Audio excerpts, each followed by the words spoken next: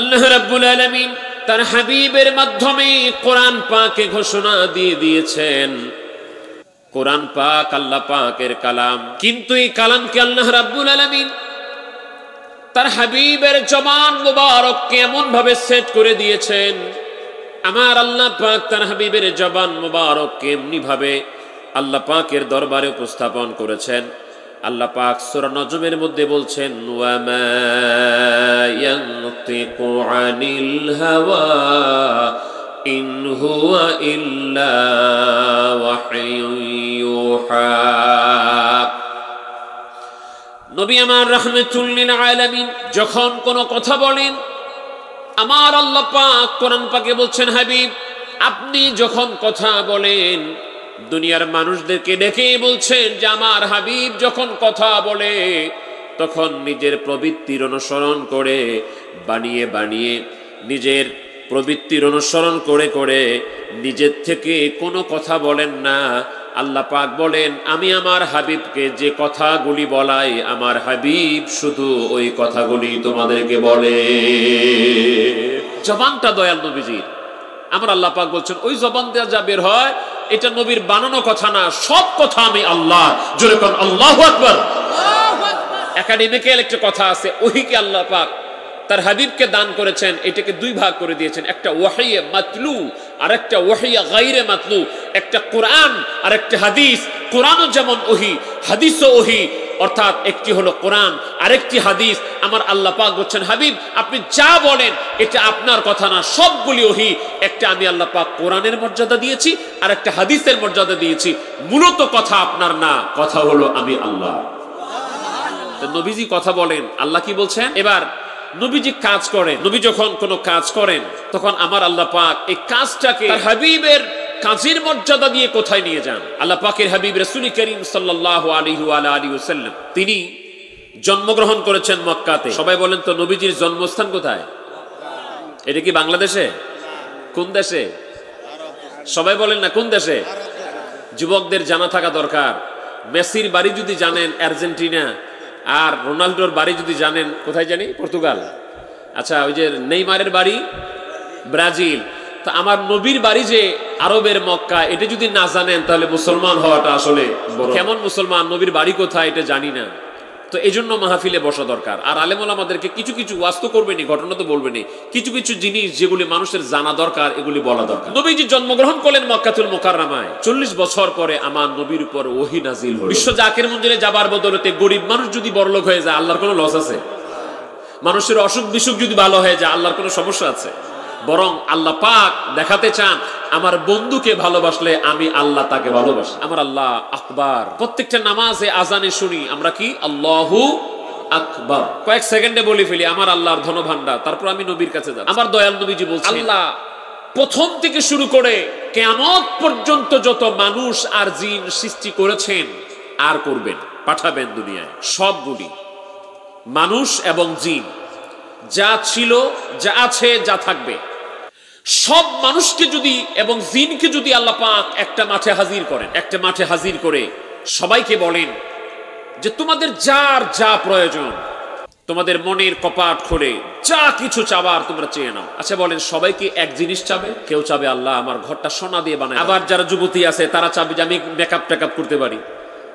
অনেকদিন আগে চুয়াডাঙ্গা গেছিলাম, লেলিন ভাইয়ের নাতনির সাথে কথা। উনি বলল, দাদু কিয়ামতের ময়দানে যদি জান্নাতে যেতে পারি আল্লাহ তাআলা নাকি আমি যা চাবো তা সব দিবে। ও বাচ্চাটা একটু ভেবে বলছে, দাদু আমি যদি পিৎজা বার্গার খাইতে চাই, এখনকার বাচ্চারা তো এটা বেশি লাইক করে, বলে আমি যদি পিৎজা আর বার্গার খাইতে চাই তাও কি আল্লাহ দিবে? আমি বললাম হ্যাঁ, তুমি যদি চাইতে পারো তাহলে আল্লাহ তাই দিবে। একটু পরে ভেবে বলছে, দাদু আমি যদি মেকআপ চাই, মেয়ে মানুষ তো, ছোট বাচ্চা মেয়ে, বলছে আমি যদি মেকআপ করতে চাই তাহলে আল্লাহ তাও দিবে। আমি বললাম দুনিয়ার মেকআপ আর কি তুমি ইউজ করতে চাও? আল্লাহ পাক অনেক সুন্দর মেকআপ তুমি চাইলে আল্লাহ পাক দিবে। আর জান্নাতে যদি যাইতে পারো তাহলে দুনিয়ার শত শত রমণী যত সুন্দরী আছে তার চাইতে বেশি সুন্দর আল্লাহ পাক ওই নারীকে বলবে। সমস্ত মানুষ আর জিন একত্রিত হয়ে আল্লাহ পাক যদি সুযোগ দিয়ে দেন তোমরা তোমাদের ইচ্ছা মতো তোমরা চাও, সবাই চাইলো তাদের ইচ্ছা অনুযায়ী সব চাহিদা আল্লাহর কাছে বলতে থাকলো। আর আমার আল্লাহ রাব্বুল আলামিন সকলের চাহিদা এট এ টাইমে একসাথে আমার আল্লাহ পাক সবার চাহিদাগুলিকে পূরণ করে সকলের নেক মাকসুদ পূরণ করে যে যা চায় তা দান করে দিলেন। সুবহানাল্লাহ। সবাই বলেন না আল্লাহ কি পারেন?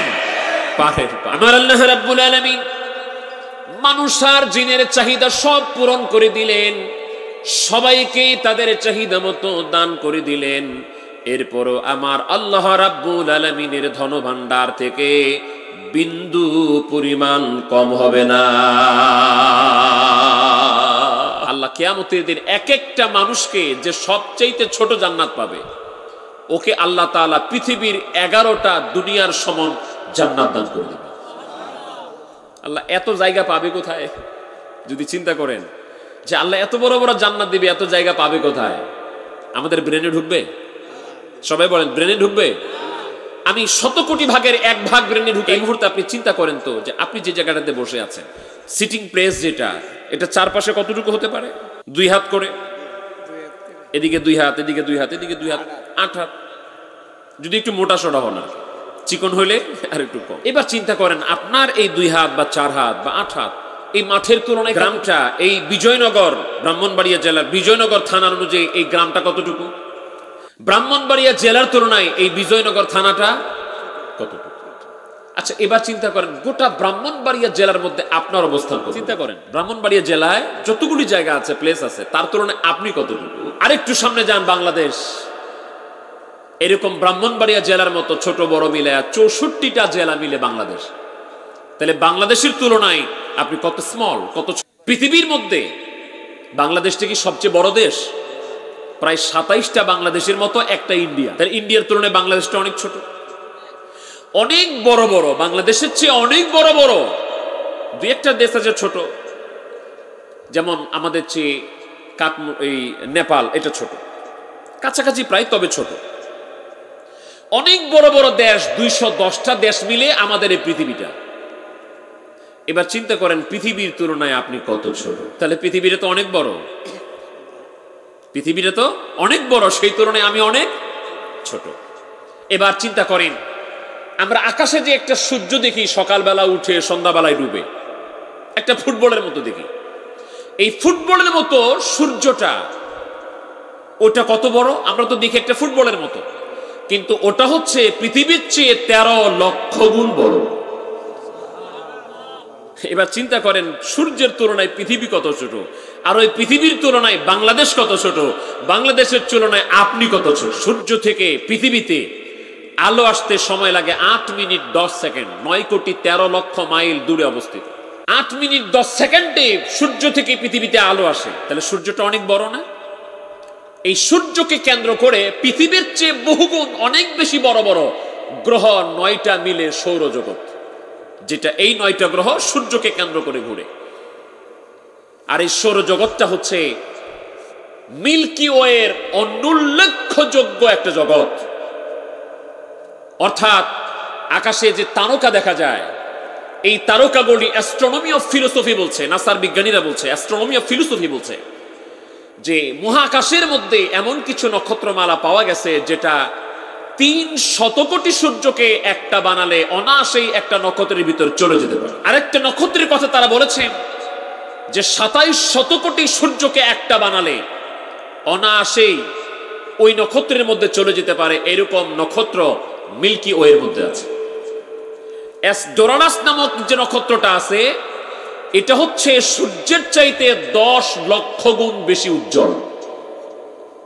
সূর্যকে আমরা কি উজ্জ্বল দেখি, তার চাইতে 10 লক্ষ গুণ বেশি উজ্জ্বল হচ্ছে ডোরানাস। আমাদের পৃথিবীর সবচাইতে কাছে যে নক্ষত্র আছে, সেটা থেকে পৃথিবীতে আলো আসতে সময় লাগে 4.25 বছর।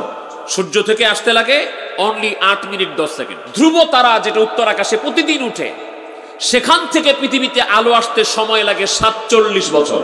তাহলে এবার চিন্তা করেন এগুলি কত। অ্যাস্ট্রোনমি অফ ফিলোসফি বলছে এমনকি মহাসাধক, আলমে খালকের জ্ঞানী জ্ঞানী, আলমে আমরের জ্ঞানী জ্ঞানী, জাহেরা বিদ্যাই বিদ্যান, বাতিনিক বিদ্যার মহাসাগর, এলমে হাকিকত ওয়া মারিফতের পথ দেখানেওয়ালা খাজা বাবা ফরিদপুরি তিনার নসিহত শরীফের 18 নম্বর খণ্ডের মধ্যে এর বর্ণনা দিয়ে আগে বলেছেন এরকম 10,000 কোটি নক্ষত্র শুধু আছে আমাদের একটা গ্যালাক্সির মধ্যে। এই 10,000 কোটি নক্ষত্র যে গ্যালাক্সির মধ্যে আছে এটার নাম হচ্ছে মিল্কি ওয়ে, দুগ্ধ সরণি, যার এক পাশ থেকে আর এক পাশে আলোর গতিতে কেউ যদি যায় তাহলে 1,00,000 বছর সময় লাগবে। কত বছর? 1,00,000 লাইট ইয়ার সময় লাগবে। লাইট ইয়ার মানে আপনি যে আমরা 40-50 কিলোমিটার বেগে বা 100 কিলোমিটার বেগে মোটরসাইকেল চালায়, গাড়ি চালায়, এই গতি না। আলোর গতি প্রতি সেকেন্ডে 1,86,000 মাইল, 1 সেকেন্ডে। তাহলে মিনিটে কত দূর যায়, ঘন্টায় কত দূর যায়, 24 ঘন্টায় কত দূর যায়, মাসে কত দূর যায়, বছরে কত দূর যায়, এরকম করে 1,00,000 লাইট ইয়ার লাগবে মিল্কি ওয়ের এক পাশ থেকে আরেক পাশে যেতে। এবার চিন্তা করেন এই মিল্কি ওয়েটা কত বড়। তাইলে এক একজনকে যদি আল্লাহ তাআলা পৃথিবীর চেয়ে 10 গুণ 11 গুণ বেশি বড় জান্নাত দেয়, আল্লাহর কি জায়গার অভাব পড়বে? মিল্কি ওয়ের যৎকিঞ্চিত বর্ণনা দিলাম। আমার পীর কেবলা জান হুজুর খাজা বাবা ফরিদপুরি তিনিও বলেন, এবং অ্যাস্ট্রোনমি অফ ফিলোসফি বলছে প্রথম আসমানের নিচে মিল্কি ওয়ের মতো 100 কোটি গ্যালাক্সি আছে। 100 কোটি গ্যালাক্সি। মিল্কি ওয়ে এর কাছের যে গ্যালাক্সিটাকে অ্যান্ড্রোমিডা, এরকম 100 কোটি গ্যালাক্সি আছে শুধুমাত্র প্রথম আসমানের নিচে। এইগুলি কিন্তু এই যে প্রথম আসমানের নিচে আছে এই তথ্য বিজ্ঞান জানে না। সুবহানাল্লাহ বলেন। এই তথ্য বিজ্ঞান জানে না, কোন বিজ্ঞানী বলতে পারবে না। আমি চ্যালেঞ্জ করে বলছি কোন বিজ্ঞানী এই তথ্য দিতে পারে নাই যেগুলি প্রথম আসমানের নিচে আছে। তাহলে আমরা কেমনে বুঝলাম এগুলি প্রথম আসমানের নিচে আছে? এই তথ্য পেয়েছি আমরা আল্লাহর কোরআনুল কারীমের মধ্যে। সুবহানাল্লাহ। আল্লাহ পাক বলছেন وَزَيَّنَّا السَّمَاءَ الدُّنْيَا بِمَصَابِيحَ وَحِفْظَهَا। আমার আল্লাহ রাব্বুল আলামিন বলেন তোমরা যেগুলি মিঠি মিঠি নক্ষত্ররাজি দেখতে পাও আর দেখতে পাও না, যত নক্ষত্ররাজি আসমানে আছে আমি আল্লাহ রাব্বুল আলামিন এই নক্ষত্ররাজি দিয়া প্রথম আসমানকে সাজিয়েছি। আমি আমার নবীর কাছে যাব, এর মাধ্যমে আমি ওটা কিন্তু ভুলি নাই। এই যে নক্ষত্রমালা, যেমন আমাদের চাঁদ আলো পায় সূর্য থেকে, সূর্যর নিজস্ব আলো বলে জিনিস আছে। বিজ্ঞান বলছে যে সূর্য থেকে আলো বের হয়।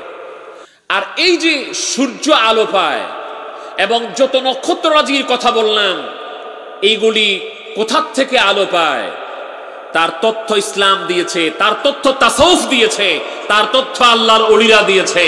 সমস্ত নক্ষত্রমালা, সূর্য, চাঁদ যেই নক্ষত্র থেকে আলো পায়, যার কাছ থেকে আলো পায় সেই মূল নক্ষত্রের নাম হচ্ছে নূরে মুহাম্মদী সাল্লাল্লাহু।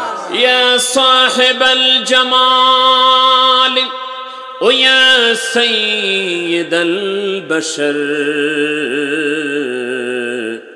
বিওয়াজহিকাল মুনীর লাকাদ নাওয়ারাল কমর।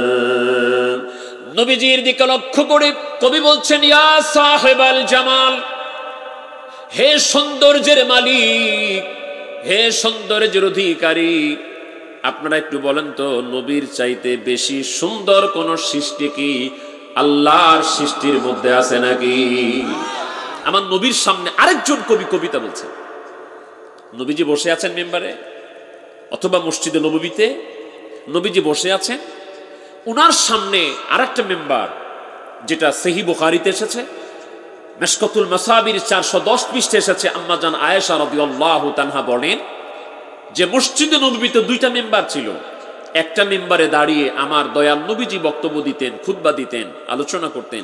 আরেকটা মেম্বারে দাঁড়িয়ে তদানীন্তন বিশ্বকবি হযরত হাসান বিন সাবেত আমার নবীজির শানে নাত বলতেন। ওই মেম্বারে দাঁড়িয়ে দয়াল নবীজি বসে আছেন। একটু লক্ষ্য করেন তো, খেয়াল করেন তো পরিবেশটা কেমন, খেয়াল করেন তো ওই পরিবেশ যেখানে আমার নবীজি বসা আছে, সাহাবায়ে কেরাম বসা আছে, আবু বকর, ওমর, উসমান, আলী রাদিয়াল্লাহু তাআলা আলাইহিম আজমাইন বসা আছে, হাজার হাজার সাহাবায়ে কেরাম বসা আছেন। সেখানে দয়াল নবী রাসূল পাক সাল্লাল্লাহু আলাইহি ওয়া আলিহি ওয়াসাল্লাম মধ্যমণি হয়ে বসা আছেন। ওই পরিবেশটা না জানি কত সুন্দর ছিল। আমরা যদি ওই পরিবেশ পেতাম আমাদের হৃদয়টা ভরে যেত, তাই না ভাই? তার সাথে সংশ্লিষ্ট ছোট নদীগুলিও পানিতে ভরে যায়, তার সাথে সংশ্লিষ্ট খালবিলগুলি পানিতে ভরে যায়। ওই খালবিলের পানিটা আপনার বাড়ির পাশে একটা পুকুর আছে অথবা কুয়া আছে, ওইটাতেও ভরে যায়। আল্লামা জালালউদ্দিন রুমি রাহমাতুল্লাহ বলেন, একটি জকে করে অথবা একটা বালতিতে করে আপনার বাড়ির পাশের কুয়া থেকে পানি উঠান, পানি উঠায়া জকের মধ্যে ঢালেন, গ্লাসের মধ্যে ঢেলে পান করেন, খাচ্ছেন। আপনি হয়তো মনে করতে পারেন আমি আমার কুয়ার পানি খাচ্ছি, আমি আমার পুকুরের পানি খাচ্ছি। মাওলানা জালালউদ্দিন রুমি রাহমাতুল্লাহ বলেন, না না, এটা বুঝে ভুল করো না।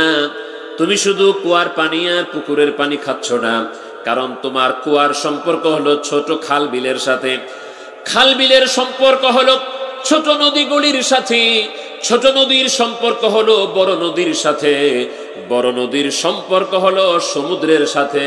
অতএব ভুল বুঝিও না, তুমি আসলে কুয়ার পানি খাও নাই, তুমি সমুদ্রের পানি খাচ্ছ। আল্লামা রুমি রহমতুল্লাহ বুঝালেন, ওইটাকে আমি প্র্যাকটিক্যাল ভাবে বাস্তবতায় তুলে ধরি।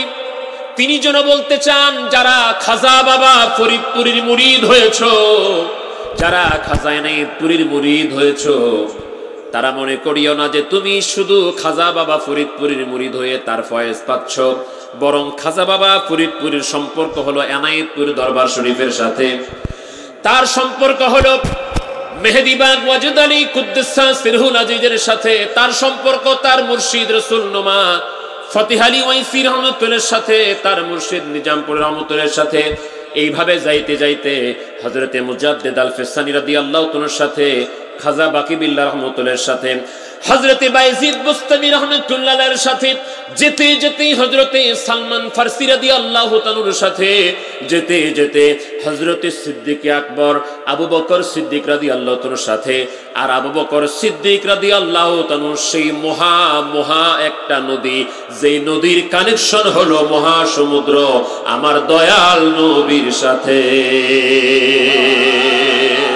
তাহলে আল্লামা রুমি রহমতুল্লাহ বলছেন, যারা বর্তমান জামানার ওলির কাছে যাচ্ছেন, মুরিদ হচ্ছেন, তার ফয়েজ পাচ্ছেন, মনে করিয়েন না আপনি ওই ওলির ফয়েজ পাচ্ছেন, বরং ওই ওলির সম্পর্ক মদিনাওয়ালার সাথে, মদিনার থেকে ফয়েজ পাচ্ছেন।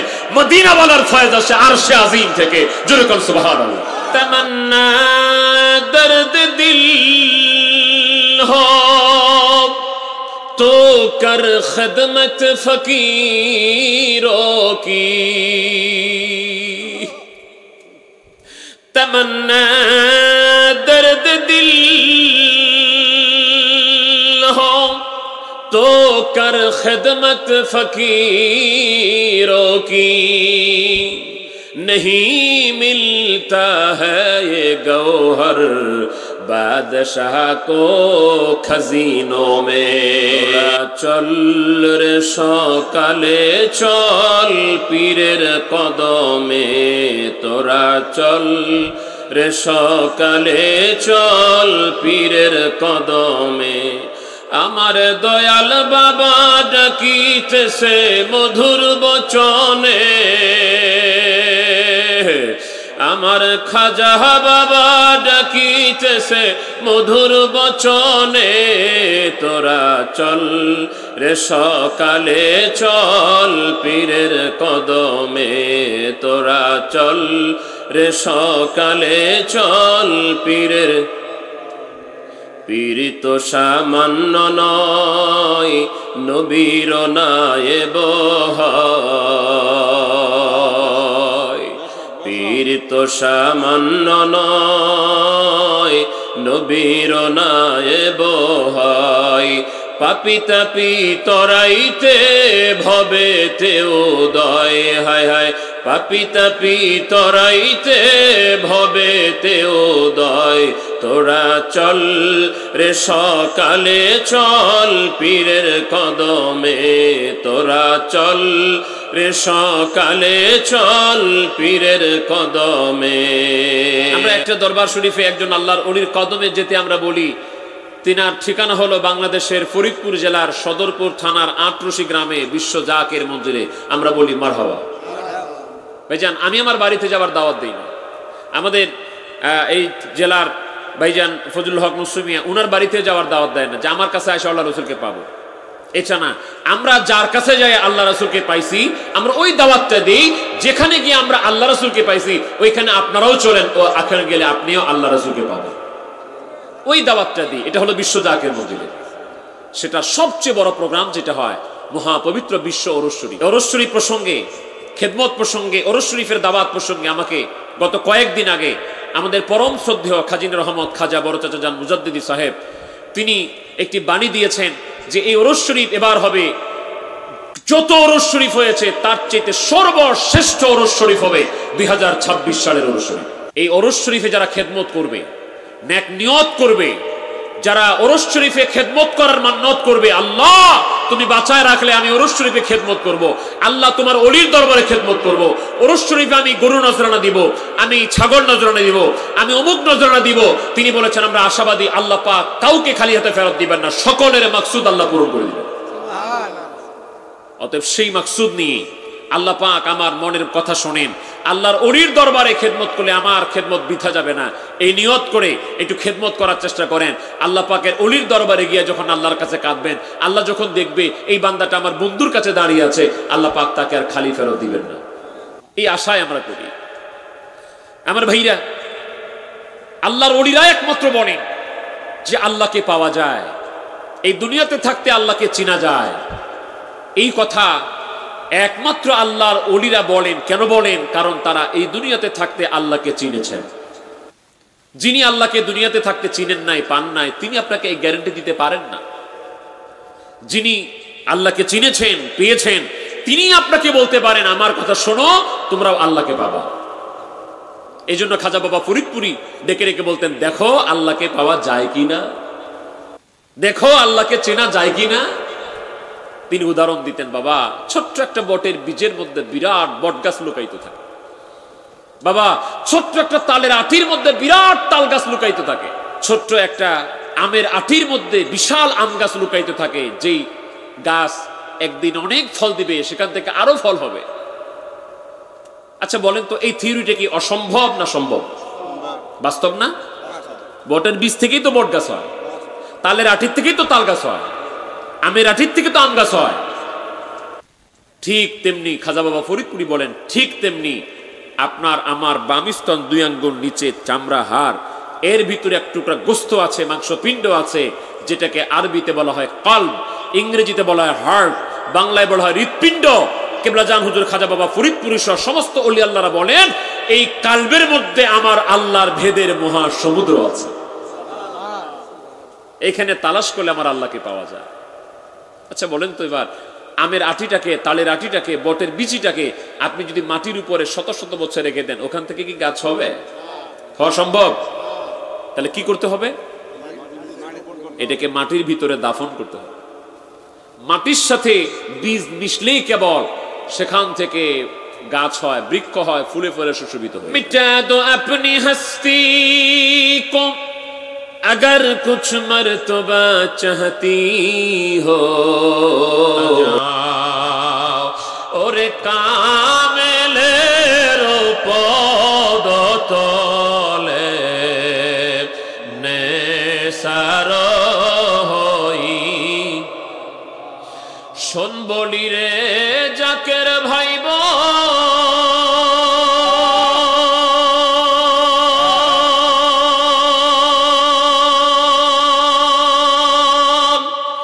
করবি যদি দেল রোশন, শোন বলি রে জাকের ভাইব, করবি যদি দেল রোশন, আমার খাজা বাবার পদ তলে দে না ঢেলে প্রাণ মন, ওরে কামেল পীরের পদ তলে দে না ঢেলে প্রাণ, পীর যারে দয়া করে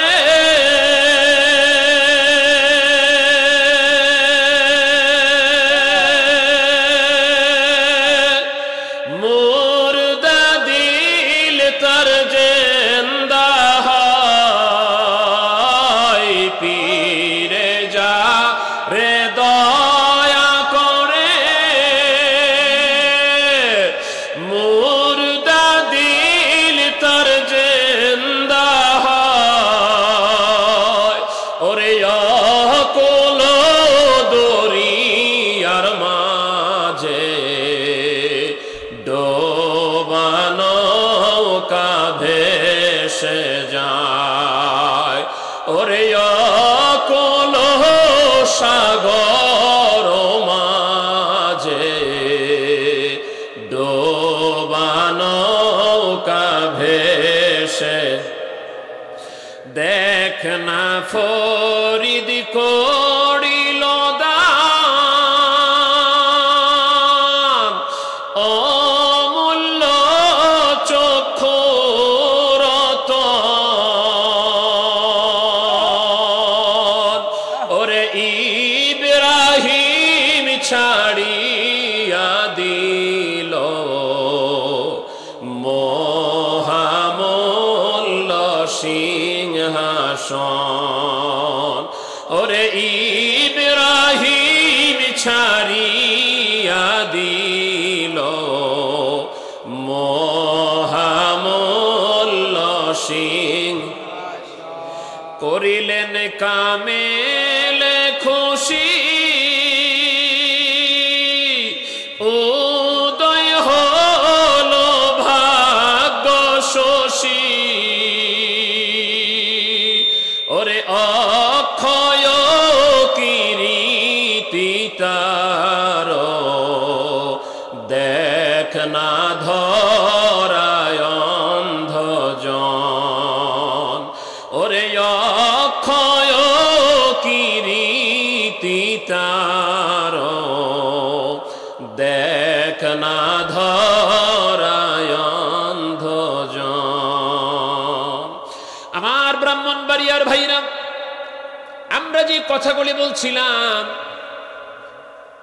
যত বর্ণনা দিলাম, পৃথিবীর বর্ণনা দিলাম, আসমানের বর্ণনা দিলাম, প্রথম আসমানের লাখ কোটি ভাগের এক ভাগ হয়তো দিতে পারি নাই।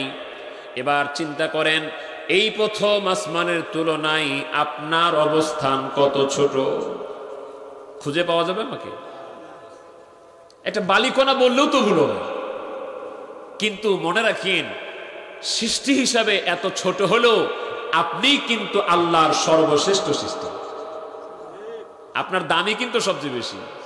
কেন দামটা আমি সময় পেলে বলে যাব। এত ছোট জিনিস, আমাদের চেয়ে হাতি বড় না, একটা গরু বড় না, তো একটা গরুর চেয়ে হাতির চেয়ে আমার দাম কেন বেশি হলো?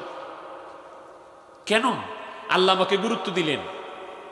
কেন আমার আল্লাহ পাক মানুষকে সৃষ্টি করে বললেন ওয়ালাকাদ কাররামনা বানি আদম, আমি আদমকে এবং আদমের সন্তানগুলিকে কিন্তু সবচেয়ে বেশি মর্যাদা দিয়েছি, তারাই আশরাফুল মাখলুকাত। আমরা যেমন ক্ষুদ্র, দামটা কিন্তু বেশি। কি কারণে একটু শুনে যান। তো আমরা বলছিলাম, এই যে আসমান, আসমানের প্রথম আসমান হলো 100 কোটি গ্যালাক্সি শুধু প্রথম আসমানের নিচে। এর চেয়ে অনেক বড় দ্বিতীয় আসমান, এর চেয়ে অনেক বড় তৃতীয় আসমান, এর চেয়ে অনেক বড় চতুর্থ আসমান, এর চেয়ে অনেক বড় পঞ্চম আসমান, এর চেয়ে অনেক বড় ষষ্ঠ আসমান, এর চেয়ে অনেক বড় সপ্তম আসমান, এর উপরে সিদরাতুল মুনতাহা, এরপরে 70,000 নূর ও সুলমতের পর্দা, আলো আধারের পর্দা, তারপরে লামাকান, লাজামান, আরশ, কুরসি, লৌহ, কলম। আমার আল্লাহ পাক বলছেন, এই যে জগৎগুলি আছে, এই সব জগৎকে আমি তো 100 কোটি ভাগের এক ভাগও বলতে পারি নাই। আমি যা বলতে পেরেছি আর যা বলতে পারি নাই, আল্লাহর যত সৃষ্টি আছে আমার আল্লাহ পাক বলছেন আমি সবগুলার লালন পালন করি, আমি সবগুলার প্রতিপালন করি, আমি এই সবগুলোর জন্য হচ্ছি রব্বুল আলামিন। আমার আল্লাহ তার বন্ধুকে কোথায় রেখেছে? আমার আল্লাহ তার হাবিবকে কোথায় রেখেছে? আমার আল্লাহ রাব্বুল আলামিন বুঝাতে চান, তোমরা যা জানো আর যা জানো না, এই আলমে খালক, আলমে আমর, পৃথিবী, গ্যালাক্সি সমূহ যা কিছু আছে, 7 তবক আসমান আর জমিন, আরশ, কুরসি, লৌহ, কলম, আমি আল্লাহ পাক যতটুকুর জন্য রব, আমি আমার হাবিবকে দূরে রাখি নাই। আমি আল্লাহ রাব্বুল আলামিন এই গোটা জগৎ সমূহের জন্য আমার বন্ধুকে রহমত করে পাঠালাম। সূরা আম্বিয়া 107 নম্বর আয়াতে আমার আল্লাহ পাক এই ঘোষণা দিয়েছেন, ওয়ামা আরসালনাকা ইল্লা রাহমাতাল লিল আলামিন।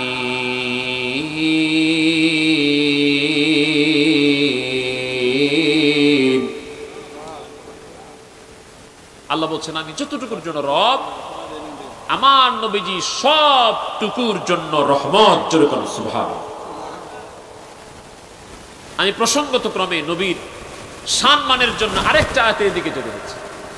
আমার আল্লাহ পাক তো হাবিবের শানে সূরা ইনশিরাহ, কোরআন পাকের 93 নম্বর সূরা, 94 নম্বর সূরা, সূরা ইনশিরাহ এর 4 নম্বর আয়াতে আমার আল্লাহ পাক বলছেন, ওয়া রাফা'না লাকা যিকরাক। হাবিব, আমি কিন্তু আপনার জন্য, আপনার সন্তুষ্টির জন্য, আপনার জন্য আমি আল্লাহ পাক আপনার জিকিরকে অনেক বড় করে দিয়েছি, অনেক লম্বা করে দিয়েছি। যারা মুফাসসির, যারা আমাদের কথা শুনছেন অথবা অনলাইনের মাধ্যমে বিভিন্ন জায়গা থেকে শুনবেন, যারা মুফাসসির ওনারা ভালো করে জানেন আল্লাহ পাক কোরআন নাযিল করেছেন, কোরআন পাকের তাফসীর করেছেন আমার দয়াল নবী রাসূল পাক সাল্লাল্লাহু আলাইহি ওয়াসাল্লাম। আলহামদুলিল্লাহি রাব্বিল আলামিন তাফসীর করেছেন নবীজি, আর রহমানির রহিমের তাফসীর করেছেন নবীজি, মালিক ইয়াউমিদ্দিনের তাফসীর করেছেন নবীজি।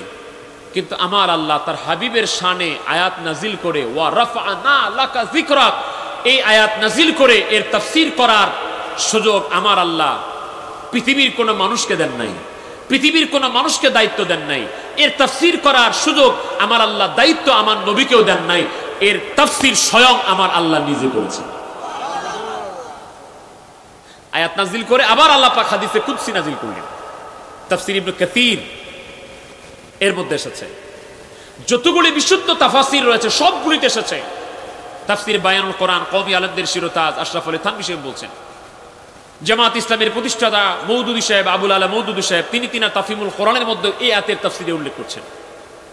আমার আল্লাহ আয়াত নাজিল করার পরে এবার জিবরিলকে আবার পাঠিয়ে দিলেন, যাও তো জিবরাইল জিজ্ঞেস করো, আতাদরি কাইফা রাফাতু যিকরাক, আমার হাবিবকে আমার ভাষায় জিজ্ঞেস করো যে আমার হাবিব কি বুঝলো, আমি কিভাবে আমার হাবিবের সম্মান বাড়ালাম, জিকির বাড়ালাম। নবীজি বললেন আল্লাহু আলাম, আল্লাহই ভালো জানেন। কেন বলেছেন এর ব্যাখ্যা তো অনেক আছে, এটা দ্বারা আবার এটা বুঝিয়েন না যে নবীজি কিছুই জানে না। একটা কথা বলেন তো, নবীজির স্বয়ং শিক্ষক কে? আর একটু জোরে বলেন কে? দুনিয়ার কারো কাছে নবীজি শিখেছেন? আমার আল্লাহ হলেন আমার নবীর শিক্ষক। আল্লামাহু শাদীদুল কুওয়া, আর রহমান আল্লামাল কোরআন, খলাকাল ইনসান আল্লামাহুল বায়ান। আল্লাহ তার হাবিবকে শিখার দায়িত্ব নিলেন, শেখানোর দায়িত্ব নিলেন। কতটুকু শিখালেন? আল্লাহ পাক সূরা নিসার মধ্যে বলছেন, ওয়া আল্লামাকা মা লাম তাকুন তা'লাম। হাবিব, আপনি যা কিছু জানতেন না আমি আল্লাহ পাক সব কিছু আপনি নবীকে জানিয়ে দিয়েছি। নবীজিকে জিজ্ঞেস করেন, হাবিব আমি কিভাবে আপনার সম্মান জিকির বাড়ালাম, এটা আপনি কি বুঝলেন? নবীজি বললেন আল্লাহু আ'লাম। কারণ আমার নিজের প্রশংসা আমি নিজে করার চাইতে আমার আল্লাহ ভালো জানেন, উনি করুন। কারণ কি? এই টেবিলটা যিনি বানিয়েছেন, সাপোজ তিনি মূলত বলতে পারেন এই টেবিলটা কত মানসম্মত। এই প্যান্ডেলটা যিনি বানিয়েছেন, যে দায়িত্ব নিয়েছেন, উনি বলতে পারেন এই প্যান্ডেলটার মানসম্মত, গুণমান কত। তো আমার নবীজিকে সৃষ্টি করেছেন কে? আল্লাহ। তো আমার নবী সম্পর্কে পরিপূর্ণ ব্যাখ্যা দিতে কে পারবেন? জিবরিল আমিন বললেন, আয় আল্লাহ তাআলা এই আয়াতে কারিমার তাফসীর আপনার হাবিব করে নাই, আপনাকে করার দায়িত্ব দিয়েছেন, আপনার উপরে ফরওয়ার্ড করে দিয়েছেন।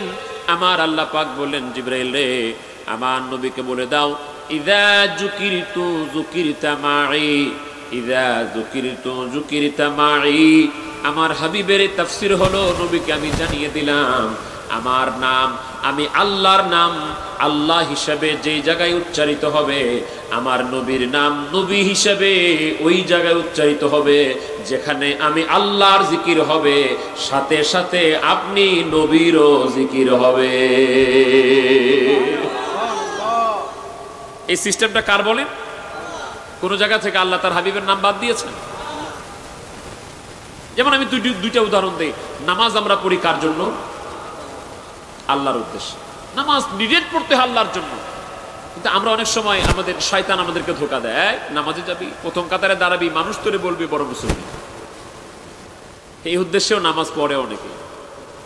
আমি দেখেছি অনেককেই কপাল কালো, খুব অল্প বয়সে কালো। আমি লক্ষ্য করছি উনি সেজদায় যায় একবার এমনি করে, একবার এমনি করে, একবার এমনি করে, একবার ঘষে। চিন্তা করে কপালটা কালো হইলে মানুষ আমার বড় মুসল্লি বলবে।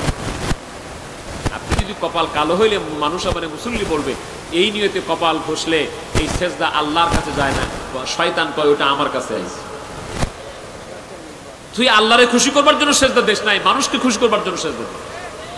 আফারাইতা মান ইত্তাখাযা ইলাহাহু হাওয়া। হাবিব, আপনি কি তাকে দেখেছেন যার নিজের প্রবৃত্তিকে এলাহা বানিয়ে দিয়েছে? সে লোকটা আল্লাহকে খুশি করবার জন্য না, সে মানুষকে খুশি করবার জন্য সেজদা দেয়।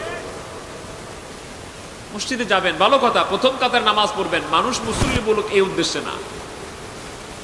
ওই শিক্ষা খাজা বাবা ফরিদপুরি দিয়েছেন, বাবা কাতার সোজা করে তারা খেয়াল আপন আপন কালবে রুবান, খেয়াল কালবে কালব আল্লাহর দিক, আল্লাহ হাজের নাজের, আল্লাহ দেখতেছেন সকলের দিলের হাল, মুখে আল্লাহর নাম, অন্তরে দুনিয়ার জল্পনা কল্পনা, এমন নামাজে কি ফল?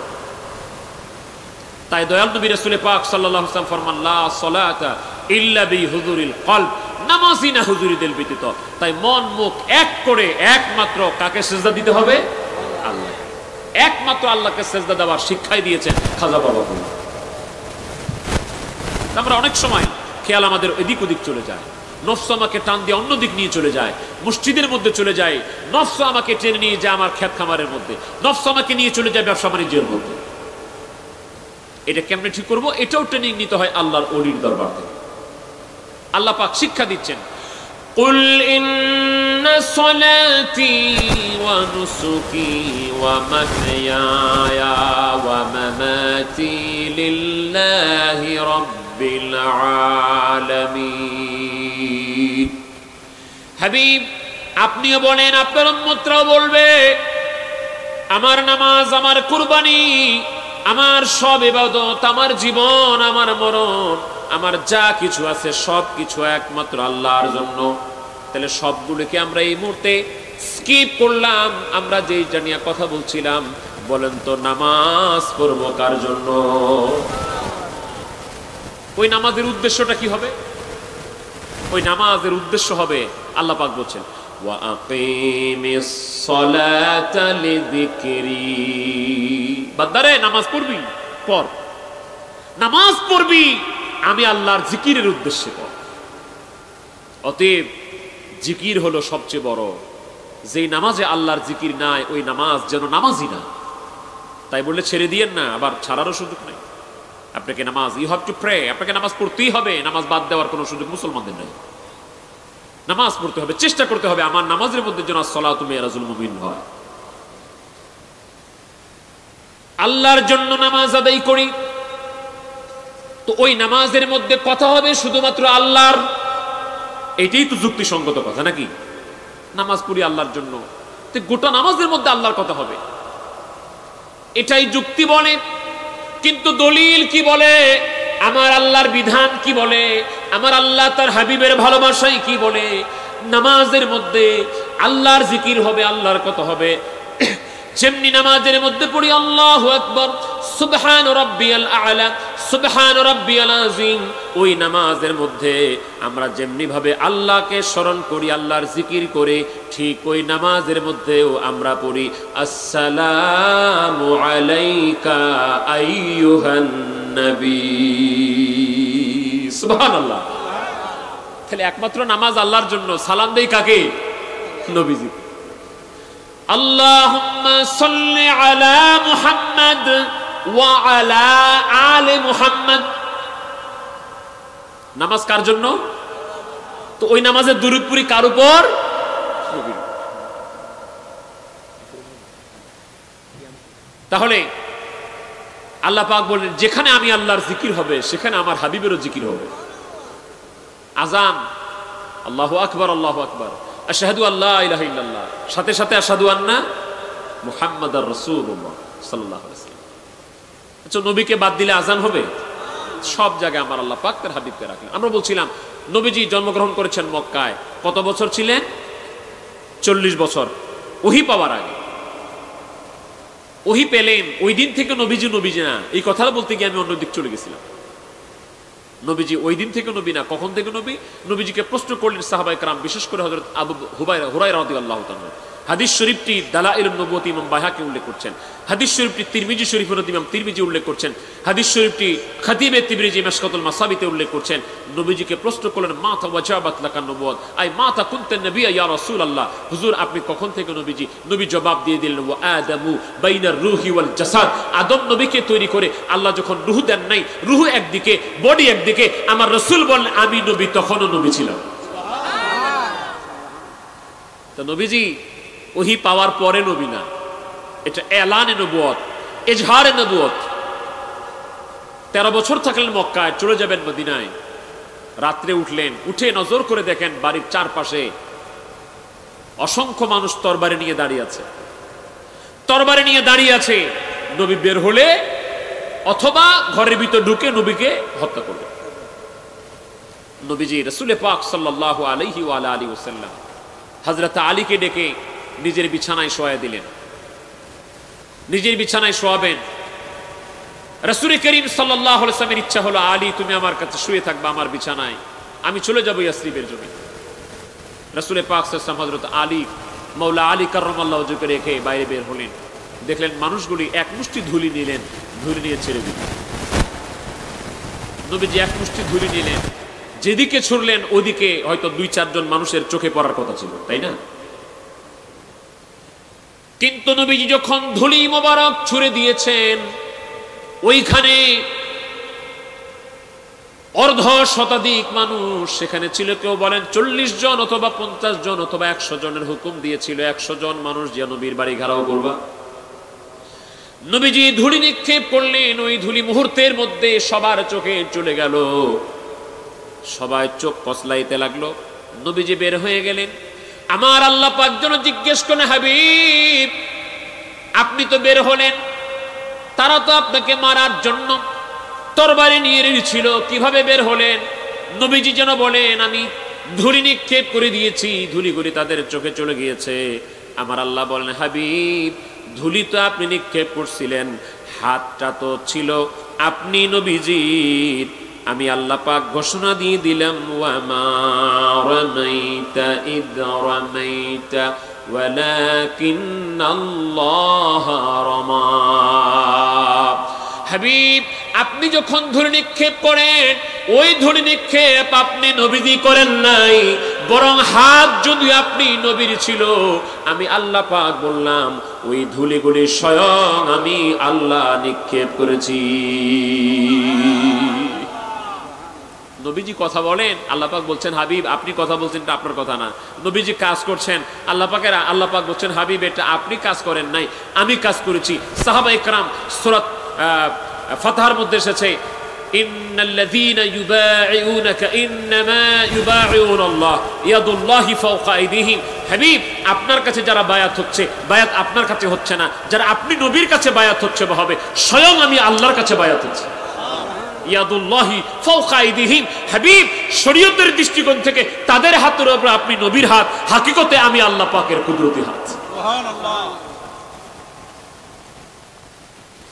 এজন্য আমরা সেই নবীর ভালোবাসা যেখানে পাই, সেই নবীজির তাওয়াজ্জু যেখানে পাই, সেই নবীজির প্রেম যেখানে পাই, আমরা তাদের কাছে যাই। কারণ নবীকে পাইলে আল্লাহকে পাওয়া হয়, নবীকে মানলে আল্লাহকে মানা হয়, নবীর ভালোবাসা অর্জন করলে আল্লাহর ভালোবাসা অর্জন করা হয়।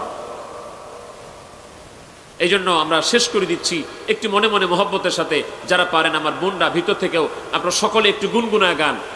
নবী প্রেম সুধা পান কর সবে মনবে দোনা যাত না জোরাইবে।